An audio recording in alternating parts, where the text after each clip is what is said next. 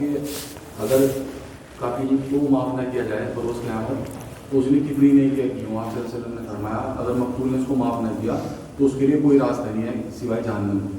تو اس پہ جو ہے ہم اکثر کچھ انسانی کہہ دیتے ہیں مسلمان کے تو آپ قرآن کے اوپر فوکس دے رہے ہیں اس کو پورے صرف ایک گناہ ایسا ہے شرک اس کو اللہ معاف نہیں کرے گا. ان کا سوال یہ ہے کہ قرآن میں اللہ نے کہا کہ شرک کے علاوہ تمام گناہ میں معاف کر سکتا ہوں، لیکن وہاں جو ہے اگر مقتول جو ہے وہ معاف نہیں کرے گا قاتل کو تو اسے معافی نہیں ملے گی. بھائی وہ قرآن کی آیت ٹھیک ہے، لیکن آپ یہ بھی تو دیکھو نا کہ حدیث کیا کہتی ہے. حدیث یہ کہتی ہے کہ اللہ ایک کہے گا کہ میں اپنے جو شرک جو ہے وہ اللہ سے متعلق گناہ ہے، اللہ اپنے گناہ تو معاف کر دے گا اپنے سے متعلق، لیکن بندوں کے گناہوں کے بارے میں تو یہ کہتا ہے کہ میں معاف نہیں کروں گا، میں تو ایک دوسرے پہ چھوڑ دوں گا. تو قتل جو ہے وہ حق العباد میں آئے گا نا. میں نے بتایا حق العباد کا فیصلہ تو اللہ ایک دوسرے پہ چھوڑ دے گا کہ بھائی اپنا آمین تو میں نہیں اس میں بولنے کا بالکل بھی. تو وہاں تو یہ قرآن سے تھوڑی ٹکرا رہی بات. یہ اللہ کا گناہ ہی نہیں ہے. شرک اللہ کا گناہ ہے، نماز چھوڑنا اللہ کا گناہ ہے، روزے چھوڑنا اللہ کا گناہ ہے، انہیں معاف کر دے گا اللہ پاک شرک کے علاوہ. چاہے تو شرک کو بھی معاف کر دے، لیکن قرآن میں کہا کہ میں اسے نہیں معاف کروں گا، باقی گناہ معاف کر سکتا ہوں. لیکن لوگوں کے گناہ، اب آپ نے کسی کا مال مارا ہو وہاں تو اسے ضرورت ہے آپ کی نیکیوں کی. یہاں تک تو کہا حدیث میں کہ جو ہے تمہاری جو نیکیاں ہیں اسے دلوائی جائیں گی جس کا تم نے حق مارا ہوگا. اگر وہ نیکیاں ختم ہو گئیں اور اس کا حق ابھی باقی رہا تو پھر اس کے گناہ تم پہ ڈالے جائیں گے اور تم ڈھیر ساری نیکی لے کے آئے ہوں گے، اس کے باوجود تمہیں دوزخ بھیج دیا جائے گا. یہ پوری حدیث ہے، تو یہ کہیں نہیں ٹکرا رہی بھائی اس بات سے. شرک کرنے والے کے پیچھے نماز ہو گئی. ان کا سوال یہ شرک کرنے والے کے پیچھے نماز ہو جائے گی. بھائی مشرک تو وہ فارغ ہے ایمان سے ہی، نماز کیسے ہو جائے گی؟ اب اگر کوئی غیر مسلم جو ہے نماز پڑھانے لگے نماز تھوڑی ہو جائے گی. اچھا ایک سوال ہو رہا ہے میرا، کیا رمضان میں نکاح کر سکتے ہیں اور روزے کی حالت میں اگر ہوں تب بھی کر سکتے ہیں؟ دوسرا یہ کہ چھوارے کا کھجور بانٹنا جو ہے نکاح کرنے کے بعد یہ سنت ہے، اس کا غیر یہ کام سمجھا ہے. ان کا سوال یہ ہے کہ رمضان میں نکاح کر سکتے ہیں اور چھوارے بانٹنا، مطلب روزے کی حالت میں بھی نکاح کر سکتے ہیں اور چھوارے بانٹنا کھجور بانٹنا سنت ہے. بھائی بالکل تینوں باتیں آپ کی ٹھیک ہیں. رمضان میں نکاح بھی کر سکتے ہیں اور روزے کی حالت میں بھی نکاح ہو سکتا ہے کیونکہ حجاب و قبول ہونا ہے. اور تیسرا جو چھوارے بانٹنا ہے، جو ایک مٹھی چھوارا پھینکا جاتا ہے مسجد میں، یہ بھی سنت ہے. جیسے شیشے نے کہا کہ شرک کرنے والوں کی نماز ہوگی نہیں ہوگی. جیسے کوئی بریلی حضرات ہیں جو مزار وغیرہ کو مانتے ہیں اور دیوبندی حضرات انہیں مشرک بتائیں تو ان کے پیچھے نماز ہو جائے گی نہیں؟ ان کا سوال یہ ہے کہ بریلوی حضرات جو ہیں وہ مزاروں کو مانتے ہیں اور دیوبندی جو ہیں انہیں مشرک بتاتے ہیں، تو کیا ان کے پیچھے نماز ہو جائے گی؟ بھائی دیوبندیوں کے بتانے سے مشرک نہیں، اللہ کے یہاں کیٹیگریز طے ہوں گی. اگر کوئی مزاروں کو مانتا ہے اور ان سے مانگتا ہے اور وہ کھلا کہتا ہے کہ میں اللہ کے ساتھ انہیں شریک کرتا ہوں تو مشرک ہے، پھر تو ان کی بھی نماز نہیں ہوگی، اس کے پیچھے پڑ رہا ہے، ورنہ آپ کی بھی ہو جائے گی. ایک یہ ہوتا ہے کہ لوگ عقیدت رکھتے ہیں، مزاروں سے جاتے ہیں، وہاں پہ دعائیں کرتے ہیں اللہ سے. مزار پہ جانا کوئی منع تھوڑی ہے. مزار پہ جا کے آپ اللہ سے دعا کریں کہ اللہ تیرے نیک بندے یہاں دفن ہیں، تیری رحمتیں یہاں برس رہی، تو میرا فلاں کام کر دے، ان کی برکت سے کر دے، تو کوئی حرج نہیں ہے اس میں. لیکن آپ اگر انہیں سے جا کے مانگنے لگیں صابر پیا ہی ہمیں دیں گے، ہمیں اولاد صابر پیا دیں گے، ہمیں بیٹا صابر پیا دیں گے، تو پھر آپ مشرک ہو گئے. وہ تو پھر آپ اللہ کے یہاں، لیکن وہ تو دل ہی دل میں کرتے ہیں. بظاہر فتویٰ کیسے لگے گا ان پہ اگر آپ کو پتہ لگ جائے؟ بظاہر وہ کہہ رہے ہیں یا علی مدد، کچھ لوگ کہتے ہیں، کوئی کہتے ہیں یا غوث پاک مدد. اس سے بھی کوئی فرق نہیں پڑتا. اصل میں تو اللہ کے ساتھ شریک اگر ٹھہرائیں وہ اور ان کی پوجا کرنے لگیں تب ان پہ کفر کا فتویٰ لگے گا، شرک کا مشرک کا فتویٰ لگے گا، پھر ان کے پیچھے نماز نہیں ہوگی. یہ سب نہیں، مدد تو مانگ رہے ہیں. مدد مانگنا جو ہے وہ گناہ تو ہو سکتا ہے، کبھی بھی توبہ کی توفیق مل جائے انہیں، بالکل. اس سے آپ ان پہ شرک کا وہ نہیں لگا سکتے یا کفر کا فتویٰ نہیں لگا سکتے. اچھا، روزے کا حکم حضور پاک صلی اللہ علیہ وسلم کو کب ہوا؟ ان کا سوال یہ ہے روزے کا حکم نبی اکرم صلی اللہ علیہ وسلم کو کب ہوا؟ سن 2 ہجری 10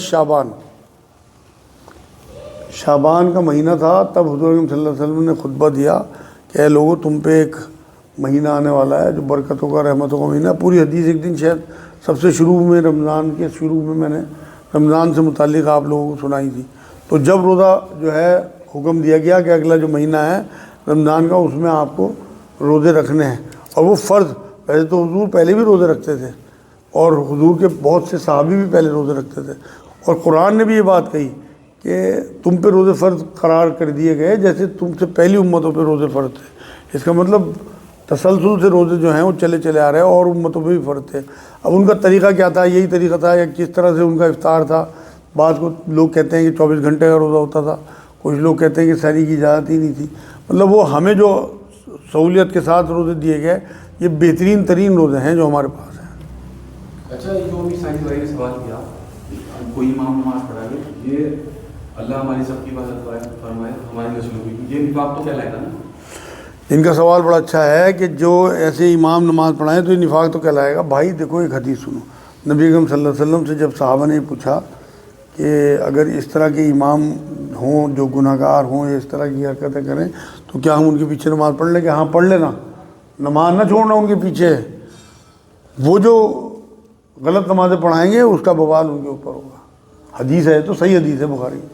तो फिर बरेली हजरात भी नहीं पढ़ते वहाँ जाकर नमाज? ये तो आप उनसे पूछो, मैं तो आप अल्लाह रसूल की बात बता रहा। देखो अगर तुम तो फंसवा, हाँ तो उन्हें सब पता सबको है, हमें भी सब पता है। अब आप देखो ना, आपको बरेलियों के पीछे जाते हुए कराहत आती है, अहले हदीस की मस्जिद में जाते हुए कराहत आती है। हम सब एक ही हो रहे हैं, गिरोहबंदी में फंसे हुए हैं। ये तो आप लोग चंद लोग जितने भी यहाँ आते हैं अल्हम्दुलिल्लाह, इनके जहन अल्लाह ने खोल दिए, मेहरबानी है। वरना इस टाइम भी तुम बाज़ारों में क्या हाल हुआ पड़ा, और तुम अपना आप को खुश नसीब समझो, तुम यहाँ बैठे 2-3 घंटे यहाँ लगा रहे। वरना आप देखो ना, इन्हीं रमज़ान में, इन्हीं रातों में हशर देखो क्या है।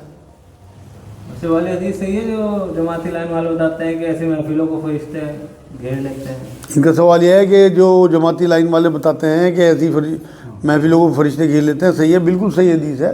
जमाती लाइन वाले थोड़े, ये तो अल्लाह के रसूल सल्लल्लाहु अलैहि वसल्लम की हदीस है। अच्छा, एक हदीस वो बयान करते हैं जमाती लाइन के लोग जो जिहाद को ले गए, एक इस गश्त के अमल को करने के बाद जब नमाज पढ़ेंगे तो 1,66,000 को एक तादाद बताएंगे जो जिहाद के बाद की नमाज है। तो जिहाद वाली हदीसें तरफिट कर रहे हैं। इनका सवाल यह है कि जमात की लाइन के लोग इस तरह से फजीलत की हदीसें बयान करते हैं जैसे जिहाद के बाद की फजीलत हो। तबलीगी जमात वाले जमात में जाने की हदीसें इस तरह से जोड़ देते हैं। हाँ जोड़ते तो हैं, मुझे भी पता है, मगर वो है नहीं। जिहाद थोड़ी है जो ये काम कर रहे हैं, तो नबी ने कभी नहीं किया कि नबी अपनी बीवियों को छोड़ के 4 महीने हो गया हूँ, 1 साल को गया हूँ या 40 दिन को गया हूँ, बिल्कुल भी नहीं किया नबी ने हदीस। अब ये जोड़ दे कहीं की कहीं, इसका तो कोई इलाज ही नहीं है। ईद के कपड़ों के लिए भीख मांगना ठीक है? इनका सवाल यह है, ईद के कपड़ों के लिए भीख मांगना ठीक है? ना भाई, किसी भी कीमत पर ठीक नहीं है, गुनाह है। आपकी ईद पुराने कपड़ों में हो सकती है, कोई ज़रूरी नहीं है ईद पे नए कपड़े। भीख मांगना गुनाह है। देखो, भीख मांगने की इजाज़त सिर्फ मिस्कीन को है। मिस्कीन वो है जिसके पास अगले दिन को खाने को ना हो, बाकी और किसी को भीख मांगने की इजाज़त नहीं है। अच्छा, हमारे किसी रिश्तेदार में कौमुलूद वाली बीमारी हो तो उसके साथ क्या मामला करा जाए? इनका सवाल यह है कि इनके रिश्तेदार को किसी को कौमुलूद वाली बीमारी हो तो उसके साथ क्या मामला किया जाए। उसे समझाया जाए, किसी ऐसे दीनदार आदमी की सोबत में उसे रखा जाए कि वो बताए उसे कि किस तरह का अजाब। वरना बहुत सारे दीनदार लोग ऐसे हैं, बहुत सारे मदरसों में मैंने सुना ये अमल होते हैं बच्चों के साथ। तो ये तो सारा कुछ इन्हें पता है। कितना गुस्सा, मेरे ख्याल में जो मैंने अजाब पढ़े ना, सबसे ज़्यादा गुस्सा अल्लाह को इसी काम पे आया और इस तरह से तबाह किया इस बस्ती को कि मुझे तो पढ़ पढ़ अब भी मैं सुना रहा, कसम से रोंगटे खड़े हो रहे हैं मेरे। तो इतना सख्त मामला है, उसके बावजूद लोग जो है इसकी आदत पड़ जाए। आप उन्हें मेरे पास लाओ, इंशाअल्लाह ताला मैं करूँगा उनसे बात। तो उनसे मतलब कता ताल्लुक? नहीं यार, कता ताल्लुक़ का मसला नहीं।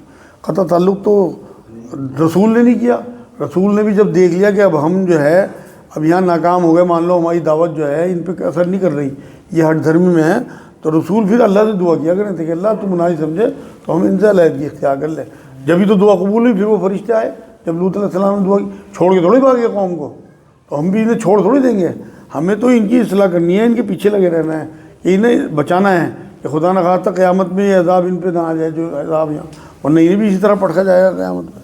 अच्छा, एक सवाल हो रहा है मेरा इसी टॉपिक से मुताल्लिक, मुझे भी शर्म आ रही है। नहीं, कैसी शर्म, ये दीन में कोई शर्म। आप इशारतन जो है समझ जाएं कि इस औरत सेक्स के बारे में कुरान और हदीस में कोई इशारा नहीं मिलता इस तरह का। कुछ उलेमा इकराम इसको जो है मुबाह करार देते हैं, कर भी सकते हैं नहीं, तो उसके बारे में आपका क्या मतलब? इनका सवाल ये है कि ओरल सेक्स के बारे में इस्लाम खामोश है, मेरा क्या राय है? भाई मेरे नज़दीक जानवरों वाला काम है। जो आप जानवरों को करते हुए देखते हो, वो काम अगर आप इंसान होते हुए करोगे तो आप में जानवरों में क्या फ़र्क रह गया? नापाकी की जगह है। आप ये देखो कि आप उस पाक ज़बान से अल्लाह उसके रसूल का नाम ले रहे हैं और आप उस जो तरीक़ा अल्लाह के रसूल सल्लल्लाहु अलैहि वसल्लम उनके सहाबा ने अपनाया, اگر کہیں اشارہ بھی ملتا ہے اس بات کا تو میں آپ کو بتا دیتا. میں اس میں شرماتا ہی نہیں. آپ نے دیکھا ہوگا آپ کے ہر سوال کا جواب الحمدللہ اسی طرح قرآن و حدیث میں جو بھی معاملہ ہے اسی طرح سے دیتا ہوں. کوئی معاملہ اس طرح کا نہیں ہے. اور جہاں شریعت خاموش ہے تو آپ کو بھی خاموشی رہنا چاہیے. اس میں بالکل جو عمل جانوروں والا ہے یہ تو انسانوں والا, مومن کی تو شان ہی الگ ہے. یہ تو انسانوں کو بھی سوٹ نہیں کرتا, یہ تو جانوروں والا عمل ہے. تو مومن کی تو زبان پاک, اس کا وجود پاک, اس کا اللہ پاک, اس کا رسول پاک, اس کی جو ہے کتاب پاک. تو پھر انہیں تو کتنے دن کی زندگی, کتنی دیر کا مزہ. آپ اس سے تو سور بھی کھا لو گے, شراب بھی پی لو گے, کتنی دیر کا مزہ ہے. اس کے بعد پھر وہی سب کچھ کیا ہونا ہے. بالکل اسی طرح سیکس کا معاملہ ہے, بالکل وحشی کام ہے. 2-3 منٹ کا مزہ, اس کے بعد دیکھو آپ کیا حال ہوتا ہے انسان کا. تو کیا 10-20-50 منٹ کے مزے کے لیے آپ نے اپنی آخرت خراب کری.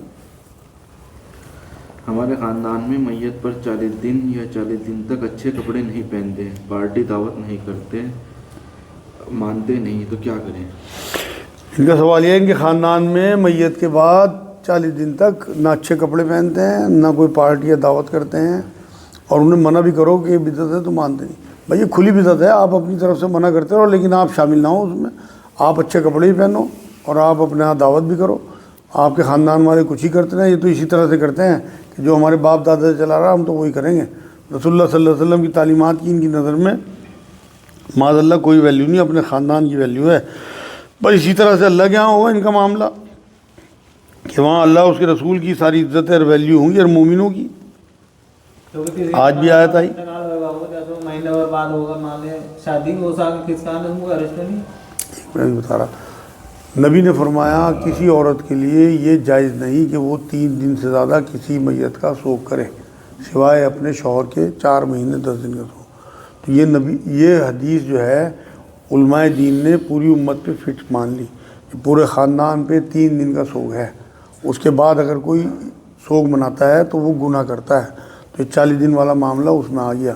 اب آپ کا سوال جو ہے کوئی 1 مہینے بعد شادی ہے اسے آگے ٹالے تو یہ کوئی گناہ تو نہیں, یہ بھی گناہ ہے میرے بھائی. اگر اس میت کی وجہ سے آپ ٹال رہے ہیں, اگر آپ کسی اور وجہ سے ٹال رہے ہیں, آپ کا حساب نہیں ہے, پیسے نہیں ہیں, کوئی اور میت کی وجہ سے ٹال رہے ہیں تو آپ بالکل گناہ کر رہے ہیں. نبی اکرم صلی اللہ علیہ وسلم کی تعلیمات کے خلاف جا رہے ہیں. 3 دن گزر چکے میت کو, سوگ ہو چکا, بس دیٹس آل. اب آپ ٹائم پہ شادیاں کریں, 4تھے دن بھی اگر شادی ہو جب بھی کرنی میرے بھائی. آپ تو 1 مہینے کی بات کر رہے ہیں. کیا غسل کے بعد نماز کے لیے وضو کریں؟ ان کا سوال یہ کیا غسل کے بعد نماز کے لیے وضو کریں؟ نہیں بھائی, اگر آپ نے غسل کر لیا اچھے سے تو وضو تو آپ کا ہو گیا اسی میں. ہاں اگر غسل کرتے ہوئے آپ کا شرم گاہ پہ ہاتھ لگ گیا, عورت ہو یا مرد, پھر اسے دوبارہ وضو کرنا چاہیے. اچھا, روزہ کن چیزوں سے ٹوٹتا ہے؟ لوگ بہت ساری چیزیں بتاتے ہیں. ان کا سوال یہ ہے روزہ کن چیزوں سے ٹوٹتا ہے؟ معاشرے میں بہت ساری چیزیں مشہور ہیں. دیکھو جی, روزہ ٹوٹتا ہے ایک تو کھانے پینے سے, دوسرے اپنے آپ انگلی ڈال کے قے کرنے سے, تیسرے دن میں روزے کی حالت میں مباشرت سے, اور چوتھے طاقت کے انجیکشن لگوانے سے. اور کسی چیز سے روزے نہیں ٹوٹتے ہیں. باقی تو اسی میں آ جاتا ہے کھانے پینے میں. آپ مان لو ناک میں دوائی ڈال رہا ہے وہ حلق میں چلی گئی اندر, تو وہ کان میں دوائی ڈال رہا ہے وہ حلق میں چلی گئی, تو وہ حلق سے نیچے جو چیز اتر گئی آپ کی, اس سے روزہ ٹوٹ گیا. کیا اعتکاف میں غسل نہیں کر سکتے؟ ان کا سوال ہے کہ اعتکاف میں غسل نہیں کر سکتے؟ بالکل کر سکتے ہیں. اسلام جو ہے صفائی کا مذہب ہے. نبی اکرم صلی اللہ علیہ وسلم نے فرمایا صفائی آدھا ایمان ہے. تو یہ بلوجی پتہ نہیں ہمارے بزرگوں نے کس طرح لکھ مارا اپنی کتابوں میں کہ 10 دن تک آپ بیٹھے رہو اعتکاف میں, نہو مت وہاں. یہ تو گندگی پھیلانے والی بات ہے یار. کہیں نہ کسی حدیث سے ثابت ہے نہ قرآن کی آیت. بالکل جو لوگ اعتکاف کریں وہ بالکل دوسرے تیسرے دن یا روز جیسا ان کا مزاج ہو اس طرح سے نہائیں. ہمیں عادت تھی, میں نے سالوں اعتکاف کیا الحمدللہ, میں تو ہر دوسرے دن نہاتا تھا بھائی. اچھا, کچھ مسجدوں میں بیت الخلاء پیشاب کال ہوتا ہے مسجد سے, تو وہاں جاتے ہوئے کتراتے ہیں وہ جو اعتکاف میں رہتے ہوئے لوگ ہیں, تو ان کے لیے کیا؟ ان کا سوال یہ ہے بہت سی مسجدوں میں بیت الخلاء اور وہ باتھ روم وغیرہ باہر ہے, وہ باہر جاتے ہوئے کتراتے ہیں اعتکاف کی حالت میں. ان لوگوں کے لیے کیا ہوگا بھائی؟ انہیں باہر جا کے ہی نہانا ہے, ہر حال میں صفائی کا اپنا دھیان رکھنا ہے, ورنہ ان کا اعتکاف بھی خراب ہو جائے اور ان کے اندر سے بدبو آنے لگی. نبی نے فرمایا بدبودار چیز کھا کے مسجد میں نہ آنا. اور وہ مسجد میں بیٹھا بدبودار اپنے کپڑے اور اپنے پسینے لیے ہوئے. دیکھو خود سوچ کے دیکھو, نبی کی حدیث سنی نہیں تم لوگوں نے حدیث, تو وہ پہلی بدبو لیے ہوئے مسجد میں بیٹھا. تو اس پہ تو پجامہ نیچے کر کے جب چھٹی بجے گی. کیا تحت المسجد کے علاوہ بھی کوئی سنت یا نفل مسجد میں پڑھ سکتے ہیں؟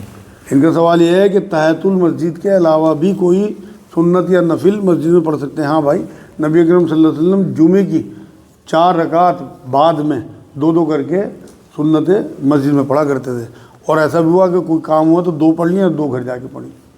تو یہ جو 2 چیزیں ہیں، تحت المسجد اور ایک یہ جمعے کی سنت ہے، یہ تو صحیح حدیث سے ثابت ہیں.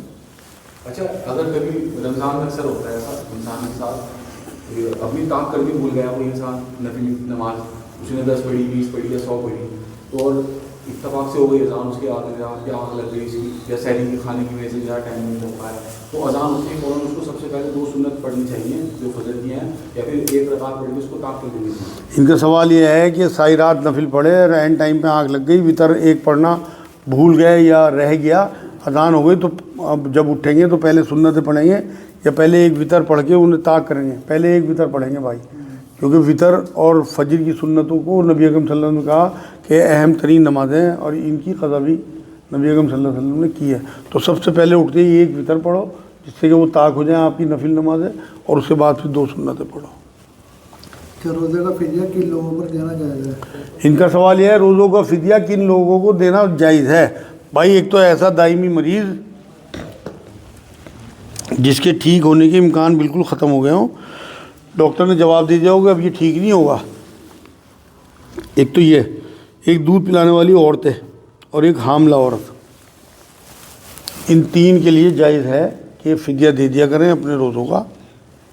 باقی کوئی بیمار ہو، کوئی مسافر ہو یا حیض کے روزے ہوں تو یہ سب رکھنے ہیں بعد میں ہر حال میں، قرآن کا حکم ہے. اگر 9 سال کا بچہ ضد کر رہا ہو روزہ رکھنے کی، روزہ رکھوائیں. ان کا سوال یہ 9 سال کا بچہ اگر ضد کرے روزہ رکھنے کو تو رکھوا دیں. بالکل رکھوانا چاہیے بھائی. نبی نے فرمایا 7 سال کے بچے کو نماز پڑھاؤ، تو 7 سال کا ہو چکا وہ تو روزہ بھی 7 سال کے بچے کو رکھوا دو، کوئی حرج نہیں. بالکل اس بارے میں حدیث ہے، مطلب حدیث بتا تو رہا میں آپ کو. نہیں، روزے سے مراد نہیں. دیکھو حدیثیں جو ہے نا یا قرآن کی آیتیں یہ اشارتاً ہوتی ہیں، اب انہیں آپ کو اپنی زندگی میں پھیلانا ہے. نبی نے فرمایا 7 سال کے بچے کو نماز پڑھاؤ، 10 سال کا نہ پڑھے تو اس کی پٹائی کرو. اب 7 سال کے بعد آپ اپنے بچے کو روزہ بھی اور جو دین کے احکامات ہیں وہ دینے شروع کر دو. 9 سال کے بچوں کو آپ روزہ رکھواؤ، 10 سال کا ہو جائے تو پھر تو پٹائی کر کے رکھواؤ. لیکن 9 سال کے روزے اگر وہ بچہ رکھنا چاہتا ہے تو اسے ترغیب کے لیے بالکل رکھواؤ، اور اس کا ثواب بھی ماں باپ کو ملے گا انشاءاللہ. معصوم بچوں کی عبادات کا ثواب ماں باپ کو ملتا ہے. اچھا، ایک بھائی نے سوال پوچھا بھی کہ تہجد کا وقت جو ہے فجر کی اذان سے کتنی دیر پہلے تک ہے؟ یہیں بیٹھے بھائی تو وہ گونگے ہیں. اچھا، ان کا سوال یہ ہے کہ تہجد کی نماز کا وقت فجر سے کتنی دیر پہلے تک ہے؟ بھائی، تہجد کا جو فجر کا وقت شروع ہوتا ہے نا اس سے پہلے تک تہجد کا وقت ہے. مطلب چند سیکنڈ، چند منٹ پہلے تک وہ تہجد کا وقت ہے. وہ آخری ٹائم ایسا ہوتا ہے جس میں حضور وطر پڑھا کرتے تھے، تو وہ تہجد کا وقت ہے. اور تہجد کے بارے میں اچھا ہوا سوال آ گیا.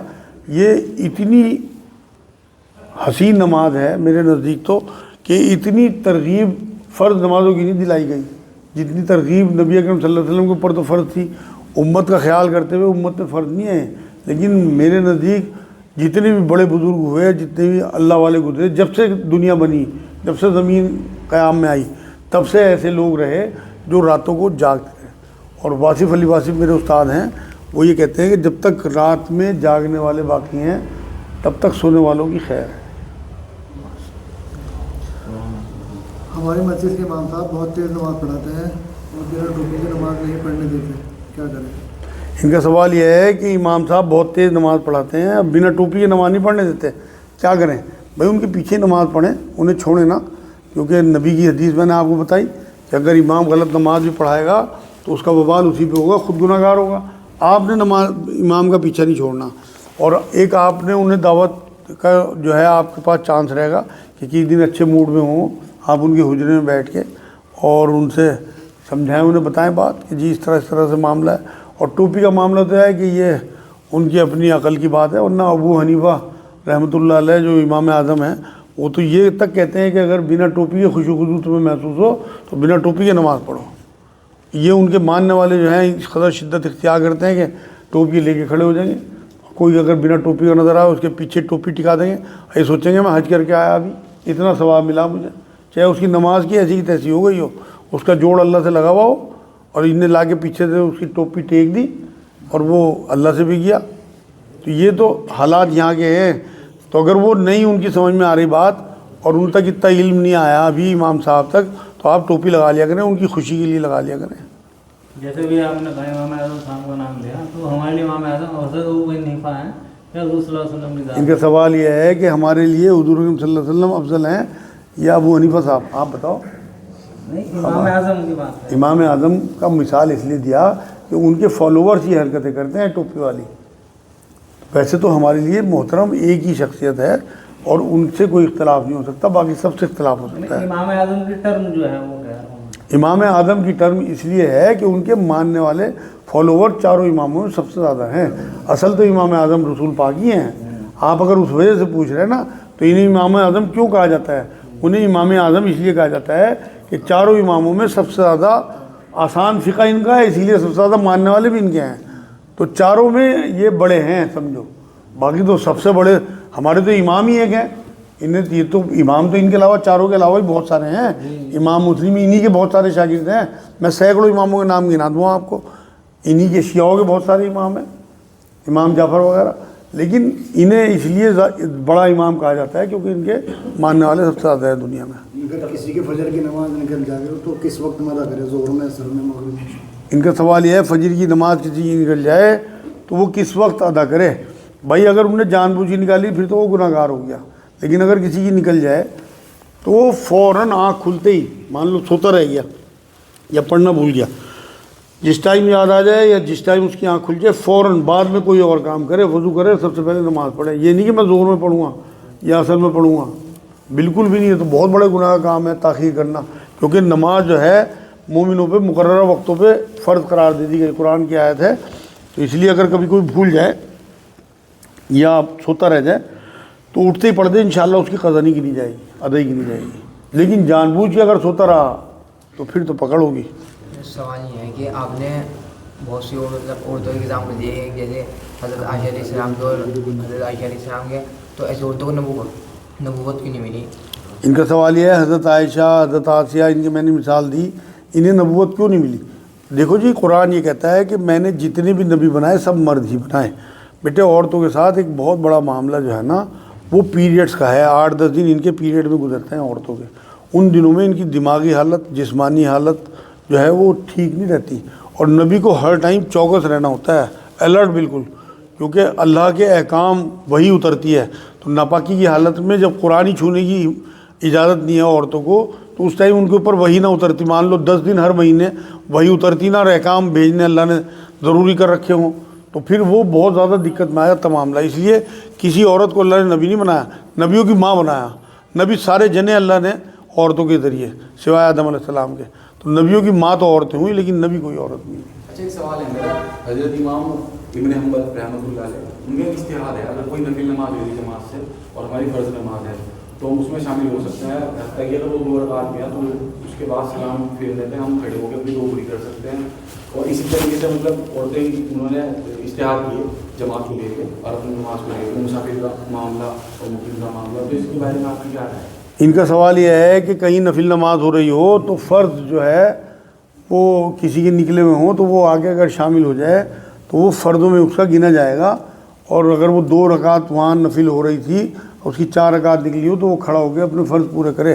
امام حنبل صاحب کا موقف ہے, اس میں بہت اختلاف بھی ہے اس میں, لیکن میرے نزدیک بھی یہ بات اس طرح سے ٹھیک ہے کہ جس کی فرض نماز نکل گئی ہو اور اسے اندازہ ہو کہ وہاں تراویح شروع ہو گئی, وہ اپنی نماز پڑھ کے آئے. اس طرح سے نفل نمازوں میں شامل نہ ہو. ویسے علماء اسے ٹھیک کہتے ہیں, مطلب میرا موقف آپ پوچھ رہے ہیں, مجھے لگتا ہے کہ یہ زیادہ ٹھیک ہے کہ اپنی فرض نماز پوری کر کے آئے اور وہاں نفلوں میں آگے پھر شامل ہو. یہ نہ کرے کہ آگے اپنا نفلوں میں شامل ہو جائے. عمر قضا کس وقت میں ادا کرنا افضل ہے؟ ان کا سوال یہ, عمر قضا کس وقت میں ادا کرنا افضل ہے؟ کسی بھی وقت میں ادا کرنا افضل نہیں ہے. نبی اکرم صلی اللہ علیہ وسلم یا ان کے صحابہ نے کبھی بھی عمر قضا نمازیں نہیں پڑھیں. سب سے بہترین طریقہ 2 نفل پڑھو توبہ کے, اور اللہ سے توبہ کرو کہ اللہ پچھلی معاف کر دو, آگے نہیں چھوڑوں گا. ہاتھ جوڑ کے بیٹھ جاؤ, یہ آپ کی عمر قضا ہے. اور جس نے سچے دل سے کر دی کہ بھائی پچھلی آپ معاف کر دو, آگے میں نہیں چھوڑوں گا, لیکن پھر چھوڑے نا, بھائی میں نے تو سن 97 میں یہی کام کیا تھا، آج تک تو ایک بھی نہیں چھوٹی، لگ بھگ 28 سال ہو گئے الحمدللہ۔ تو اگر کوئی اتنا پکا ہو اور توبہ کر سکے تو کوئی ضرورت نہیں پھر پچھلی نمازیں پڑھنے کی، اللہ بہت بڑا ہے، آپ کی سب نمازیں معاف کر دیں۔ اچھا کچھ لوگ محبت کا پیغام دینے کے لیے ہندو دیوی دیوتاؤں کو کسی کو امام ہند کا دیتے ہیں، کسی کو کچھ کا دیتے ہیں، تو اصطلاح ٹھیک ہے؟ ان کا سوال یہ ہے کہ ہندوؤں کو خوش کرنے کے لیے بھگوانوں کو کہہ دیتے ہیں امام ہند؟ ہاں وہ تو شری کرشن جی کو کہہ دیتے ہیں امام ہند وغیرہ۔ اچھا وہ کہہ دیتے ہیں جس سے کہ نفرتیں نہ پھیلیں۔ بھائی ان کا اپنے ایمان پہ ضرب لگے گی، لوگوں کو تھوڑی خوش کرنا، اللہ کو خوش کرنا۔ اگر آپ کا عقیدہ ہی درست نہیں ہوگا تو آپ کی تو آخرت خراب ہو جائے گی، یہ تو 60-70 سال میں ختم ہو جائے گی، کروڑوں اربوں خربوں سال کی زندگی کھڑی ہوئی ہے سامنے، اس کی فکر کریں۔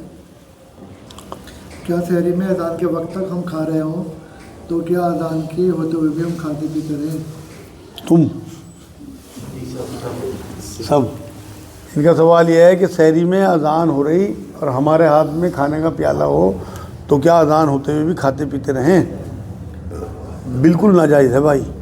دیکھو میں بتاؤں تمہیں یہ کہاں سے غلط فہمیاں پیدا ہوئی۔ نبی اکرم صلی اللہ علیہ وسلم کی ایک حدیث یہ ہے کہ جب بلال اذان دے تو تم کھانا نہ چھوڑا کرو، اور جب ام مکتوم اذان دیں تو تم کھانا پینا چھوڑ دیا کرو۔ تو جو آپ کے سائرن ہیں نا آج کل جو بجتے ہیں سائرن، وہ حضرت بلال رضی اللہ تعالیٰ عنہ کی اذان سمجھو، اس ٹائم کھانا پینا نہ چھوڑو، کوئی چیز ہاتھ میں کھا لو۔ لیکن جب اذان ہو جائے نا، مؤذن آپ کا اذان دے دے، اسے ام مکتوم رضی اللہ تعالیٰ عنہ کی اذان سمجھو، اس ٹائم آپ نے ہر حال میں چھوڑ دینا ہے۔ سب سے بہترین طریقہ وہ ہے کہ آپ سائرن پہ اگر آپ کا ہاتھ میں کچھ ہے نا، اسے کھا کے آپ اپنا فارغ ہو جاؤ۔ اذان 4 منٹ میں، دیکھو سیف سائڈ اختیار کرو، آپ کے سارا دن کا روزہ ہی ضائع ہو جائے۔ تو اس لیے بہتر یہ ہے کہ آپ حضرت بلال رضی اللہ تعالیٰ عنہ کی اذان پہ اپنا کھانا پورا کر کے فارغ ہو جاؤ، کلی ولی کر کے برش کر کے۔ اور ام مکتوم رضی اللہ تعالیٰ عنہ کی اذان جب ہو رہی 4 منٹ بعد، آپ کم سے کم سیف ہو گئے، آپ کی نیت بھی، آپ کا روزہ بھی سیف ہو گیا۔ اگر کسی کی سحری میں آنکھ نہیں کھلی، بالکل اذان کے ٹائم آنکھ کھلی تو کیا وہ پانی پیتا؟ ان کا سوال یہ ہے کہ کسی کی سحری میں آنکھ نہیں کھلی، بالکل اذان کے ٹائم آنکھ کھلی، ابھی اگر اذان ہوئی نہیں اور ٹائم ہونے والا ہے تو بالکل پانی پی لیں۔ لیکن اگر اذان ہو رہی، آپ کی آنکھ اذان کے ٹائم پہ کھلی تو بالکل آپ کچھ نہیں پی سکتے، اتنا سحری کا روزہ رکھو، اس کا دگنا اجر ملے گا انشاءاللہ۔ کیا یحییٰ علیہ السلام کو بھی شہید کیا گیا تھا؟ ان کا سوال ہے کہ یحییٰ علیہ السلام کو بھی شہید کیا گیا تھا؟ ہاں بھائی، انہیں بھی ایک نبی تھے اور انہیں قتل کیا گیا تھا، شہید کیا گیا تھا، اور لمبا واقعہ ہے انشاءاللہ، کسی دن یاد دلا دینا، سنا دوں آپ لوگوں کو۔ ہوئے تھے شہیدی، یہ ان کے خالداد بھائی تھے عیسیٰ علیہ السلام کے۔ وما علینا الا البلاغ، اللہم صلی اللہ سیدنا محمد وعلی آل سیدنا محمد وبارک وسلم۔ اے اللہ تو ہمارے گناہوں کو معاف فرما دے، یا اللہ ہمارا بیٹھنا قبول فرما لے، یا اللہ جو پڑھا سنا اس پہ عمل کی توفیق عطا فرما۔ سبحان ربک رب العزت عما یصفون وسلام علی المرسلین والحمد للہ رب العالمین۔ اللہم صلی اللہ سیدنا محمد وعلی آل سیدنا محمد وبارک وسلم۔ قتل سے متعلق 2-3 حدیث ہے۔ حضرت عبداللہ بن مسعود رضی اللہ تعالیٰ عنہ سے روایت ہے کہ رسول اللہ صلی اللہ علیہ وسلم نے فرمایا کہ قیامت کے دن سب سے پہلے خون کے معاملات کا فیصلہ کیا جائے گا۔ صحیح بخاری صحیح مسلم کی حدیث پاک ہے۔ ایک حدیث میں فرمایا کہ سب سے پہلے نماز کا فیصلہ ہوگا، عبادات میں سب سے پہلے نمازوں کا، اور معاملات میں جو حق العباد ہیں اس میں سب سے پہلے قتل و غارت کا فیصلہ ہوگا کہ کسی نے کسی کو نہ قتل کیا ہوگا، تو ان معاملات کا فیصلہ سب سے پہلے ہوگا۔ ایک حدیث میں نبی نے فرمایا قاتل اور مقتول دونوں دوزخ میں جائیں گے، تو صحابہ کو بڑا تعجب ہوا کہ یہ قاتل تو سمجھ میں آیا لیکن مقتول؟ تو نبی نے فرمایا کیونکہ دونوں لڑ رہے تھے، اور مقتول اگر جو ہے وہ اس نیت سے اسے قتل کرنے میں آمادہ تھا قاتل کو، تو اس کی نیت کے حساب سے وہ بھی دوزخ میں جائے گا چاہے وہ مر گیا ہو۔ یہ صحیح بخاری صحیح مسلم کی حدیث پاک تھی بھائی۔ حضرت عبداللہ بن مسعود رضی اللہ تعالیٰ عنہ کی روایت ہے کہ رسول اللہ صلی اللہ علیہ وسلم نے فرمایا کہ جو مسلمان اس امر کی شہادت دے کہ اللہ کے سوا کوئی معبود نہیں اور میں اللہ کا رسول ہوں، تو اس کا خون بہانا سوائے 3 وجہ کے جائز نہیں۔ ایک تو جان کے بدلے جان، دوسرے شادی شدہ اور آزاد و مکلف مسلمان زانی، یعنی کہ زنا کرتا ہو، شادی شدہ زانی، تیسری تاریک مذہب اور اپنی جماعت سے علیحدہ ہونے والا مرتد، یعنی کہ جو ایمان میں آنے کے بعد مرتد ہو جائے، صحیح بخاری صحیح مسلم کی حدیث پاک ہے. مطلب 3 لوگوں کی جو ہے قتل کرنا مسلمانوں کا یہ تو حق ہے. ایک تو جان کے بدلے جان، مطلب قصاص جو کہلاتا ہے، سورہ بقرہ میں اس کا ذکر ہے کہ آپ کو کسی قبیلے کا کوئی انسان مار دیا جائے تو بدلے میں اس انسان کے بدلے میں عورت کے بدلے میں عورت اور مرد کے بدلے میں مرد کو قتل کیا جائے گا. دوسرے اگر شادی شدہ کوئی مرد ہو اور وہ زنا کرے یا عورت ہو تو انہیں بھی کنکر مار کے ختم کرنے کا حکم ہے جو سنسار کہلاتا ہے. تیسرے مرتد جو ایمان میں آنے کے بعد ایک بار پھر جائے اس سے. حضرت ابو ہریرہ رضی اللہ تعالیٰ عنہ سے روایت ہے کہ رسول اللہ صلی اللہ علیہ وسلم نے فرمایا کہ قاتل مقتول کے مال کا وارث نہیں ہوتا. جامع ترمذی حدیث پاک ہے. مان لو کسی بیٹے نے اپنے باپ کو قتل کر دیا تو اس کی وراثت سے اس کا حصہ ختم ہو جائے گا. جامع ترمذی حدیث ہے. حضرت ابو ہریرہ رضی اللہ تعالیٰ عنہ سے روایت ہے کہ رسول اللہ صلی اللہ علیہ وسلم نے فرمایا کہ قسم ہے اللہ کی جس کے دست قدرت میں میری جان ہے، ایک زمانہ ایسا بھی آئے گا کہ قاتل نہیں سمجھے گا کہ میں نے کیوں قتل کیا اور مقتول نہ جانے گا کہ مجھے کیوں قتل کیا گیا. صحیح مسلم کی حدیث پاک ہے. اور یہ آج وہی دور ہے بالکل جو نبی اکرم صلی اللہ علیہ وسلم 15 سال پہلے بتا کے گئے کہ آج بمباری ہو جائے، کہیں بھی جھگڑا ہو جائے، فساد ہو جائے، مرنے والوں کو پتہ نہیں ہوتا میں کیوں مرا اور مارنے والوں کو پتہ نہیں ہوتا ہم کیوں مار رہے ہیں. یہ وہ دور چل رہا.